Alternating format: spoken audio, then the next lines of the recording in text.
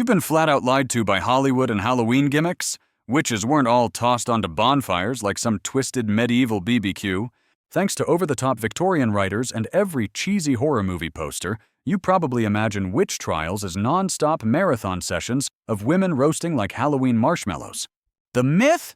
Burning at the stake was the standard fate for accused witches. That's what every pop history book parades around.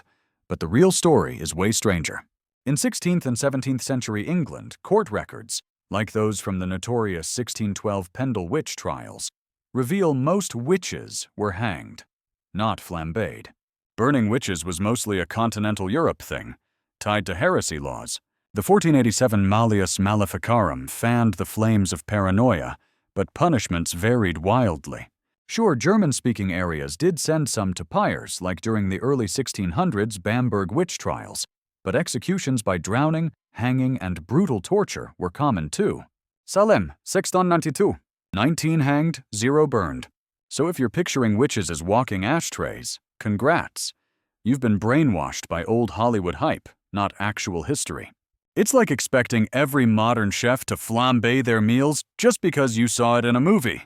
Contrary to popular belief about the fate of witches, these hunts were not confined solely to the so-called Middle Ages. You've been flat out lied to about witches, and you can thank Hollywood blockbusters and misleading Victorian history books. If you believe the dark Middle Ages sparked witch hunts, think again. That's pure dangerous fiction. Movies and outdated scholars have fed you an image of pitchfork mobs, torch-wielding peasants, and gloomy castles all set in medieval Europe. But here's the reality. The witch-hunting frenzy exploded not in the Middle Ages, but in the late 1500s and early 1600s, right in the heart of the so-called enlightened Renaissance. The infamous Malleus Maleficarum, The Hammer of Witches, was published in 1487 by Heinrich Kramer and Jacob Sprenger and ignited the deadly waves after medieval times. Need brutal proof? Look at the Trier witch trials of the 1580s and the Würzburg burnings in 1626. While Renaissance cities were inventing opera and trading silk, they were roasting hundreds accused of witchcraft. So if you imagined knights battling witches, congratulations, Hollywood utterly duped you. Next time someone blames the Middle Ages for witch hunts, tell them mixing up Renaissance and medieval history is like blaming disco for the rise of TikTok. Furthermore, the targets of these hunts were not exclusively women, as many assume. You've been blatantly lied to. Hollywood and popular history have turned the witch trials into a women-only horror story, but men were brutally burned too. If you believed witches were just old crones and spinsters, congratulations. You bought into a fairy tale as fake as a plastic Halloween mask. Thanks to Victorian historians and every 20th century flick like Hocus Pocus or The Crucible, we've been fed the myth that only women were hunted. Here's the cold, hard truth. In early modern Europe, 20 to 25% of accused witches were men. Normandy, France, registers up to 35% male victims in 16th and 17th century trial archives. Scotland's late 1500s court records show men were tortured and executed alongside women. The notorious Malleus Maleficarum, 1487, fixates on women, but Johannes Weier's 1563 treatise exposes the witch hunts as sweeping up mentally ill men too. So if you think guys only started getting accused of witchcraft on Twitter, think again. This nightmare was centuries old. In addition to misconceptions about victims, legends around witches' attire, like their iconic pointed hats, also have debated origins. You've been flat out conned by Halloween stores and Hollywood. That iconic pointy witch hat? Not some ancient pagan relic, but a cheap stage prop cooked up for dramatic flair and viral Instagram snaps. Victorian illustrators and 20th century filmmakers, yes, looking at you, 1939's The Wizard of Oz, glued that ridiculous cone on witches like it was a devil's horn. The popular myth that witches rocked these hats for secret spells or rituals? Absolute pop culture BS. Let's incinerate this lie with hard facts. Archaeologist Ronald Hutton's 2017 study shows zero archaeological evidence that pagans or medieval witches ever sported pointy hats during magic rites. Witch trial records from the 1500s and 1600s? They don't mention hat shapes at all. Real accused witches? They wore plain bonnets and hoods, blending in with everyday folk. If you bought into that hat as ancient witchwear, congratulations. You've just been punked by history's most bizarre fashion scam. Victorian illustrators invented more magic than half the spellbooks on Amazon. It's like thinking every vampire drills for fangs in dental school. Beyond their appearance, another myth involves witches gathering in secret underground covens. Hollywood lied. Witches did not hold shadowy underground meetings, skipping through crypts and whispering curses. That entire sinister coven fantasy was fabricated by movie scripts and gothic fiction. Blame the horror industrial complex behind The Craft and every candlelit scene in classic horror flicks. The Victorian era, obsessed with macabre tales, twisted real witch trials into occult raves, and we swallowed it hook, line, and sinker. Here's the truth. The Salem witch trials in the late 17th century ignited from neighborhood gossip and public accusations, not secret cults being unmasked. The 15th century's infamous Malleus Maleficarum described witches as ordinary people seen openly in their communities. Archaeologists in the 1990s searched for so-called witch caves and found nada, just regular homes filled with paranoia and drama. So unless your grandma's bingo night is actually a Dark Ages rave, the underground coven is Hollywood's oldest, sleaziest lie. If you bought into it, congratulations. You just got hoodwinked by centuries of spooky nonsense. Next thing you know, they'll tell you werewolves hold office politics meetings after hours. These alleged secret meetings fed into broader accusations linking witchcraft to pagan practices in Europe. You've been flat out lied to about witches, and you can blame Hollywood blockbusters and those drama-obsessed Victorian romantics. The truth? It's not some epic battle between pagan cults and the church. It's messy Christian neighbors, paranoid hysteria, and plain old misogyny.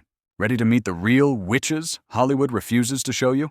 Everyone's been fed that witch trials were secret pagan uprisings, like some medieval reboot of The Wicker Man. Blame the 19th century Victorians and, let's be honest, Netflix's fantasy binge for pushing that eco-goddess rebel myth. Here's the bombshell. Over 75% of accused witches were devout Christians tangled in local grudges. The notorious 1487 Malleus Maleficarum by Kramer and Sprenger, obsessed with rooting out Christian heresy, not tracking pagan midnight rituals.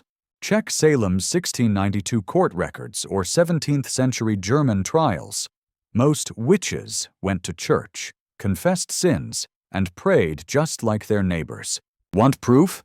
The 17th century Scottish witch trial transcripts show zero evidence of actual pagan rites. So if you bought into the idea that witches were basically cosplay druids, congratulations, you've been Netflix historied. The whole pagan witch fantasy is Victorian fanfic, not historical fact. Next time you stream a movie, remember, Hollywood lied to you about witches. Such accusations often led to the assumption that torture was a universal legal standard in witch trials. You've been flat out lied to by Hollywood and your archaic history books. Not every witch faced gruesome torture. The real witch trials are far messier and shockingly light on actual torture chambers. Everyone assumes torture was standard whenever someone screamed witch, chains, thumbscrews, pure nightmare fuel. But that brutal myth? It's Victorian sensationalism mixed with flicks like The Witchfinder General. The truth? England banned torture for witchcraft.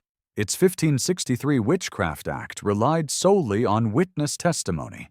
See 16th century court records. Scotland let torture happen, but only with strict Privy Council permission. No rogue interrogations. Check 1600s Scottish Council archives. Germany's Constitutio Criminalis Carolina, 1532, outright banned torture for many crimes, including witchcraft. So if you pictured medieval witch trials as a real-life Saw marathon, you've swallowed Victorian hype, not fact.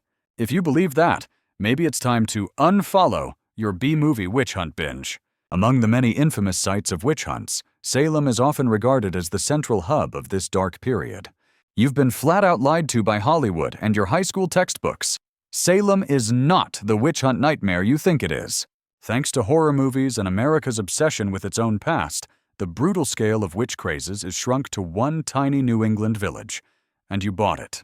Most people imagine Salem's witch trials as history's deadliest, most insane witch hunt. with terrified mobs and roaring fires. Hollywood blockbusters and museum tours hype Salem like it was the epicenter of witch panic, but they never mention that Europe's witch trial death tolls make Salem look like child's play. Salem's 1692 trials killed 20 people. Meanwhile, German territories from the 1500s to 1600s executed tens of thousands. See Brian Levac's 1987 book, The Witch Hunt in Early Modern Europe. In Sweden's Torsåker trial of 1675 alone, over 70 people were executed according to court records. If you thought Salem was wild, congrats. You swallowed Hollywood's small-town horror hype whole. Next time someone raves about Salem, ask if their backyard kiddie pool doubles as an Olympic stadium. Adding to Salem's notoriety are the widespread beliefs that witches could literally fly on broomsticks. You've been fed a flying fantasy, courtesy of Hollywood and 17th century witch hunters with wildly overactive imaginations. The iconic image of witches cackling on broomsticks under the moon. Total pop culture propaganda mixed with Salem witch trial hysteria. If you believed witches seriously thought they could soar through the sky, blame the sensational 16th and 17th century pamphlets and woodcuts that hammered this nonsense into our brains. Here's the brutal truth. The infamous 1486 witch hunting manual, Malleus Maleficarum, and countless court testimonies mention flying ointments. But these were loaded with hallucinogenic plants like belladonna and henbane. Witches weren't flying, they were tripping insanely hard. And when torture made suspects confess, they spewed out flying stories just to end their agony, telling inquisitors exactly what they wanted to hear. A 1990s German archaeological study even confirmed herb residues on authentic witches' salves. So if you believed witches zoomed around like magical Roombas, congratulations. You just fell for history's oldest viral fake news. These fantastical tales contrast with the grim reality that wise women and herbal healers were frequently targeted. You've been conned by Hollywood and history myths. The idea that village healers and wise women were ruthlessly hunted as witches is pure Victorian and 1970s feminist fantasy. Blame overzealous 19th century novelists and radical feminist Barbara Ehrenreich for turning everyday midwives into the ultimate symbols of misogyny. If you bought into the image of innocent female herbalists burned at the stake for knowing too much, like some twisted Professor Sprout in The Handmaid's Tale, think again. 19th century Gothic novels and recent films like The Witch, 2015, peddled this fantasy, but it's almost entirely fiction. Real 16th and 17th century Scottish witch trial records show that most accused witches weren't healers. They were low-status men, social misfits, or just unlucky neighbors. Historian Julian Goodair from the University of Edinburgh, 2002, exposed this truth. Less than 10% of accused Scottish witches had any connection to herbalism. If witch hunters truly targeted herbalists, Goop employees would be hiding in bunkers. Sorry, your local Whole Foods would have sailed through the witch hunts unscathed, unless you pissed off Mrs. O'Leary next door. Many of these accusations were fueled by the belief that witches had made pacts with the devil. You've been flat-out conned by Hollywood and sensational Victorian scribblers. Witches were not always Satan's loyal minions. If you believed every witch was dragged off for devil worship because of those cackling, pointy hat movies or 19th century occult hype, guess what? You got played. The satanic pact frenzy was invented by the infamous 15th century German manual Malleus Maleficarum. Before that, the devil barely appeared in witch accusations. Take 14th century English court records. Witches were blamed for spoiled milk, sick livestock, and petty village feuds, not midnight meetings with Lucifer. Even 17th century witch bottles discovered by archaeologists, they were DIY anti-curse kits, not demonic fan club invitations. So if you thought every accused witch moonlighted as a hell employee, welcome to centuries-old fake news. Today's evil witch cliches? Just medieval propaganda with a blockbuster makeover, like turning a local grudge match into a satanic Netflix horror series. However, it's important to recognize that such trials were driven more by superstition than by established law. You've been flat-out lied to by Hollywood and lazy history textbooks. Witch trials were not some chaotic superstition-fueled mob scene. The truth? Way darker and terrifyingly systematic. Pop culture, From Arthur Miller's The Crucible to every low-budget reenactment, deliberately sells the myth of pitchfork-wielding mobs and random witch hunts. If you bought into that, wake up. Europe's witch hunts were ruthless bureaucratic nightmares, driven by cold, hard legal systems. Proof? The Malleus Maleficarum, 1486, written by Heinrich Kramer in the late 15th century, wasn't spooky fiction. It was the official step-by-step guide for inquisitors. Bamberg, Germany's 1620s court records reveal methodical interrogations, signed confessions, and airtight chains of evidence. King James VI's Demonology, 1597, functioned as a legal handbook, fueling Scotland's witch trials with royal authority. Entire towns maintained detailed ledgers, tracking every penny spent on torture and trials. Professional witch courts operated like modern-day tax offices. If you thought witch trials were just medieval cosplay gone wild, congratulations. Hollywood owes you a refund. The only thing more horrifying than the witches? The bureaucratic accountants meticulously keeping the receipts. It's like discovering your worst nightmare was run by cold, calculating IRS agents instead of cackling crones. Often these superstitions began with nothing more than village rumors, igniting fear. You've been fed a Hollywood lie, not real history. Blame Tinseltown and lazy textbooks for brainwashing you into thinking witch hunts started with pitchfork-wielding neighbors. Here's the truth. The real monsters wore robes and sat on thrones, not aprons in cottages. Everyone's been sold the myth that witch hunts began with nosy villagers targeting the weird lady down the road. Movies like The Crucible and outdated textbooks hammer home the image of angry mobs as the driving force behind every accusation. But court records from the late 15th to 17th centuries tell a different story. The Malleus Maleficarum, 1487, Scotland's Privy Council files and royal documents reveal this was elite-engineered terror. King James VI of Scotland personally orchestrated the North Berwick witch trials in 1590. A power move, not a neighborhood feud. In Würzburg during the 1600s, an entire family was wiped out on the orders of a prince bishop, not some gossipy villager. So next time your HOA acts like a mini inquisition, just laugh. They're kindergarten compared to 17th century rulers hunting witches with state power. If you bought the villagers did it story, congratulations, you just swallowed centuries-old propaganda designed to protect the elite's dirty secrets. It's like believing politicians are honest. Fairy tales belong in movies, not history. Thankfully, these fearful trials largely came to an end in Europe by the 17th century. You've been fed a Hollywood lie that European witch hunts vanished by the 17th century. If you believe this, think again. Witches and their executioners refused to exit the stage that early. Everyone says witch trials died out with Shakespeare and lace collars because every movie cuts off by 1700, as if witches clocked out with Galileo. Blame 19th century Victorian historians and sensational novelists. They twisted timelines to make the Enlightenment look like an overnight miracle. Here's your cold, hard fact check. Switzerland burned Anna Goldie in 1782. Legal court records still exist. That's not medieval witch hunting. That's the same year George Washington was president. Poland kept the flames alive, executing its last witch in Wresel in 1793. City archives confirm. Even Norway, famous for piano sonatas, was convicting witches well into the early 1800s. Norwegian National Archives don't lie. Thought Salem was the grand finale. Europe threw the witch hunt after party, and guess what? You never got an invite.